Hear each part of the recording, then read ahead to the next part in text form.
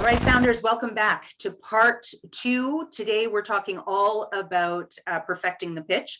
And this might be the segment that you've actually tuned into this episode for. This is really about the pitch deck and the different slides that you're going to want to have in the pitch deck. Ross Finley is joining us. He's an angel investor. He's also, as you heard in part 1, I'm looking for my notes here, former vice chair with the Angel Network in the States. Is that right, Ross? Or current chair? So, director of I'm vice chair of the Angel Resource Institute. Angel Resource Institute, okay.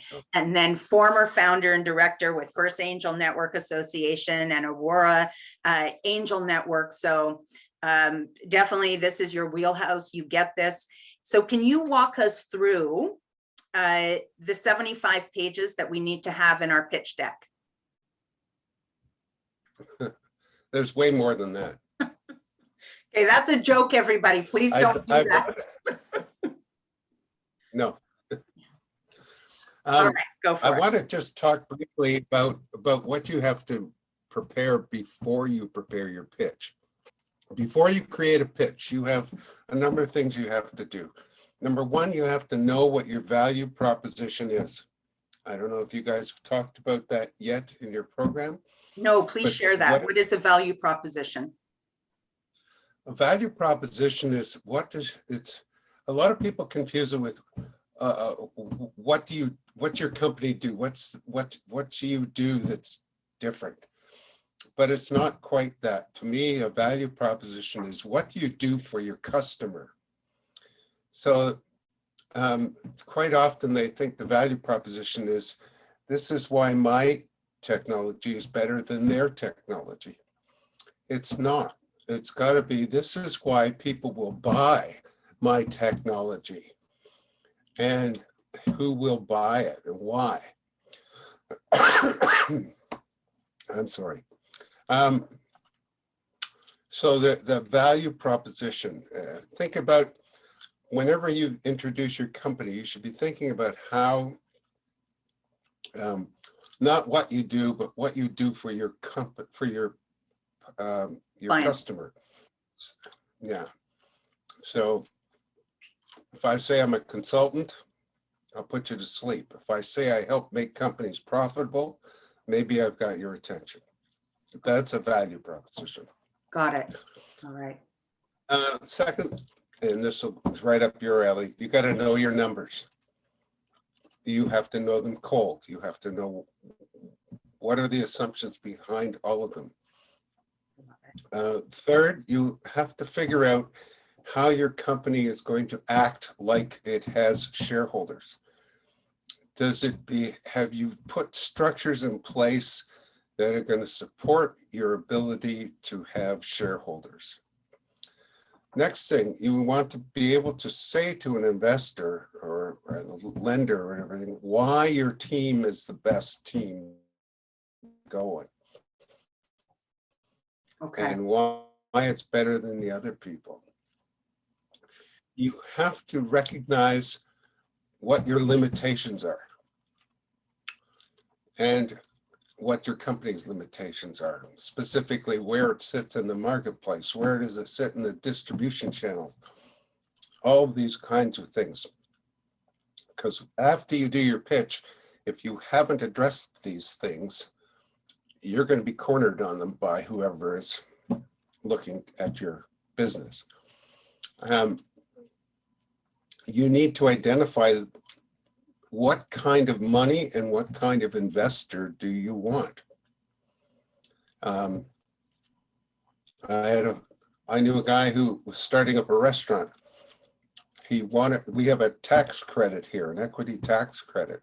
So he was looking for an investor that could put money in and get your tax credit, and then they could all get tax credits. So he brought in with no disrespect, he brought in an accountant in as an investor. He finally closed the business down after about 6 months because the accountant was driving him nuts on a daily basis. And he wished he'd never, ever taken in this guy's money. Because he was just, what did you spend that much on lettuce for? You know, all. Anyway, so because when you are taking in money from either a lender or an investor, it's like a marriage. Yeah. You know, divorce is not an option. So Yeah. in this case, anyway. Okay, so let So me understand. yeah, sorry, Go Ross. ahead. No, go ahead. So understand. What kind of investor and money you want and need at this particular time. So let me just see if I heard those And then correctly. Sorry, is there one more? last thing. Okay, go for it. Yep. Have a capital plan. Have a plan for how you are going to get the amount of money you need as you grow. Wow, okay. So that we can see that you've thought this through. Okay, so let me actually start there. I'll start with the end because I think that's an important piece. This is what we call the cap schedule. Is that what it's also known as? A cap table Cap table. tells you who's invested now, at what price, and when they came into the company. So that's a cap table. Okay. So why I think that is so important, well, I'll go back through the list, but starting at the bottom. So when you talk about your capital plan, what I actually really appreciate most about that is it forces the founder to start with the end in mind, which I think a lot of founders don't do, right? They just love what they do and they want to bake pies and bake pies forever. At least they think they want to bake pies forever. And they don't think about what they're actually building. Like, what are you building? And that piece to your capital plan forces the entrepreneur to think about what is it that you're building and what are the milestones that will be achieved towards that build and how much capital is required at each one of those phases. So that's brilliant. I'm going to jump a little bit here because I want to come back to you talked about understanding your share structure. And so just to clarify that for founders, this is about understanding when you are incorporating the business, you have to put together a share structure that's going to talk about how many shares you have and what classes of shares, right? So it ties in with that overall build or end game because you're trying to figure out what that structure is going to look like and how you need to start divvying out shares as you start to grow and build. Did I get that right, Ross? Yeah, my advice in that case is simply that keep it simple. Okay. You're not like General Motors. You know, you don't need 16 classes of preferred shares. You know, you just need common shares. Maybe you want to authorize preferred shares. Okay. All right.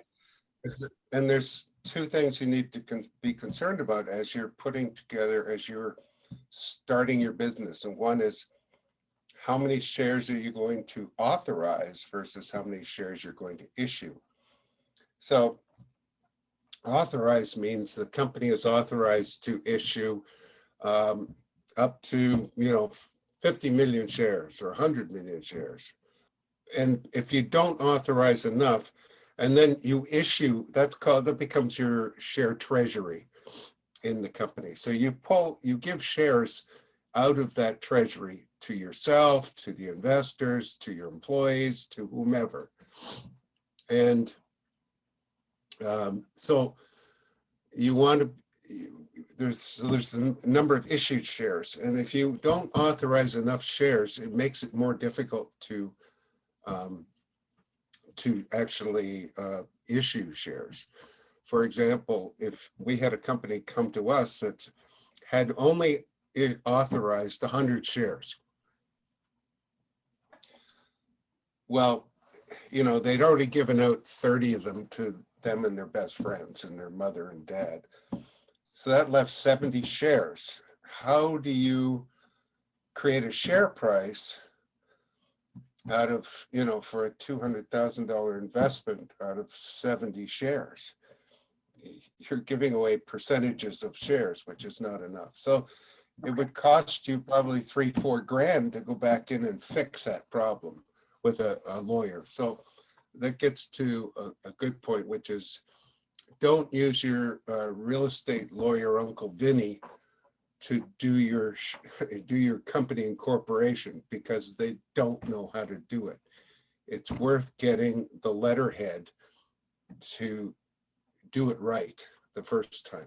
Okay, no, really great advice. And it reminds me of advice that was shared on another episode too, where it's in these early stages when you're trying to put together the share structure and understanding what the end game is for the business, make sure you have a team around you. So the accountant and the lawyer and the financial plan, right? Like all of these people should be working in tandem to make sure that the structure and the numbers, everything's coming together, and it's a collaborative approach to pulling all of this together.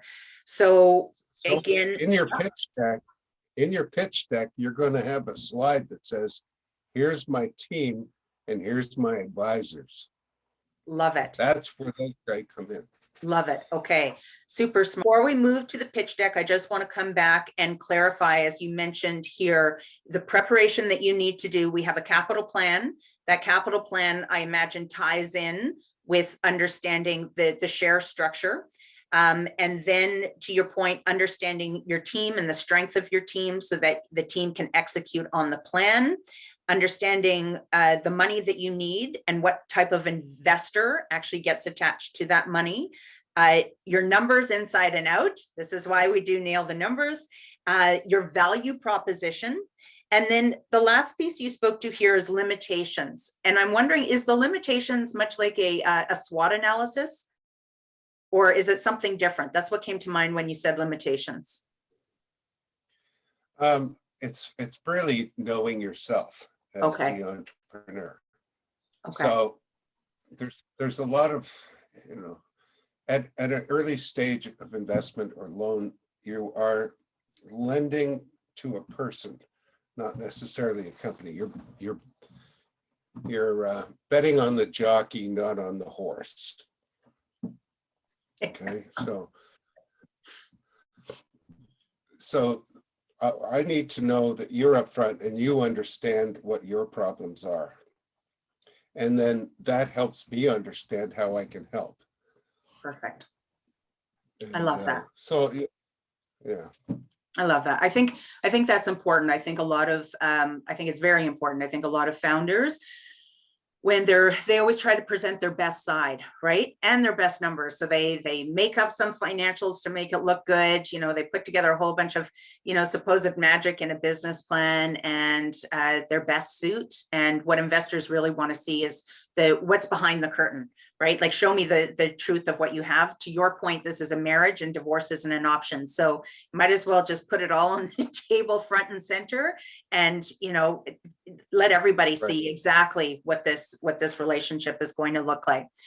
All right, Ross. So here's what I'm thinking. This was very powerful. Thank you. I think let's move our pitch deck. Let's put that into part 3. We give everybody a little bit of a coffee break here for part 2.